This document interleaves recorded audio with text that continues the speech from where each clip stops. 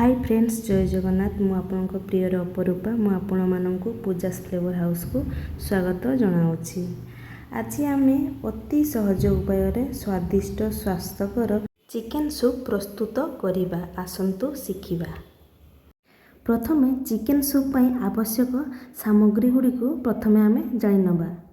आमे कोन कोन नेकी chicken soup बनेबा आसंतु आमे जानिबा। प्रथमे आमे छोट छोट करी काटी नहीं बीन्स को काटी नेबा, धनिया पत्र काटी नेबा, गाजर को छोट छोट करी काटी नेबा, पियाज को छोट छोट काटी नेबा, रसुण को छोट छोट करी काटी नेबा, अदा को छोट छोट करी काटी नेबा, लेंबू नेबा, पेप्सिकम को छोट छोट करी काटी नेबा, अंडा गोटे नेबा, आ टमाटो चिली सॉस नेबा, सोया सॉस नेबा, चिकेन को छोट छोट करी काटी नेबा, कॉर्नफ्लोर नेबा, लूण नेबा, आ गोलमरिच गुंड नेबा।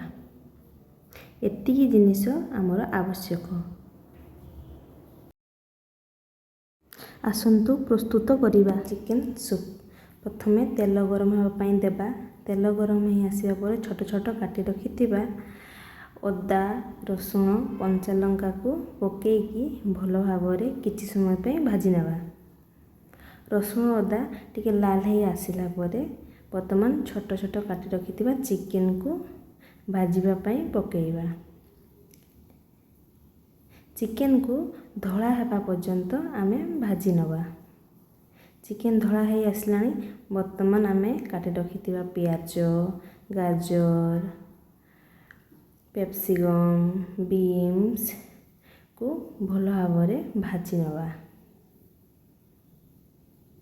किछि समय भाजी नेबा परे एथिरे स्वाद अनुसार लूण पकेइबा एवं गोलमरिच गुंड पके भल भाବରେ गोलाई नेबा।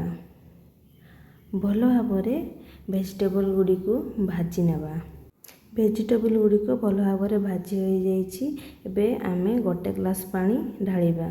पानी ढालिबा परे 2 चम्मच सोया सॉस नेइछे ताकू एथिरे ढाली देबा। सोया सॉस ढालिबा परे आमे गोटे चम्मच टमाटो सॉस और गोटे चम्मच चिली सॉस को मध्य ढाली देबा और फाळे लेंबू चिपुड़ीबा। फाळे लेंबू चिपुड़ीबा परे गोटे अंडा को भांगी भल भाବରେ फेंटी नेबा। ताकू भल भाବରେ फेंटिकी ताकू ढाली देबा। ढाली देबा परे संगे संगे ताकू गोळै नेबा। गोळै नेले ताहा भल भाବରେ छोट छोट खंडरे अंडा गुडी को भांगी जीवो। या परे आमे गोटे चामच कॉर्नफ्लोर पाउडर नेबा। सेथिरे पानी मिसई भल भाବରେ गोळेकी आमे सूप रे पकेई देबा। जदि आपण माने जदि सूपटी बहलिया पिया पई चाहउछंती तेबे एथिरे आउ गोटे स्पून कॉर्नफ्लोर ऐड कर देबे। वर्तमान सूपटी फुटी आसलानी। वर्तमान पूर्वरु काटी रखिथिबा धनिया पत्र को पकेई देबा और भल भाବରେ गोळै नेबा। आमर प्रस्तुत हो जाइछि चिकेन सूप। अति सहज उपाय स्वादिष्ट स्वास्थ्यकर चिकेन सूप। वर्तमान चिकेन सूप को काढ़ी नबा।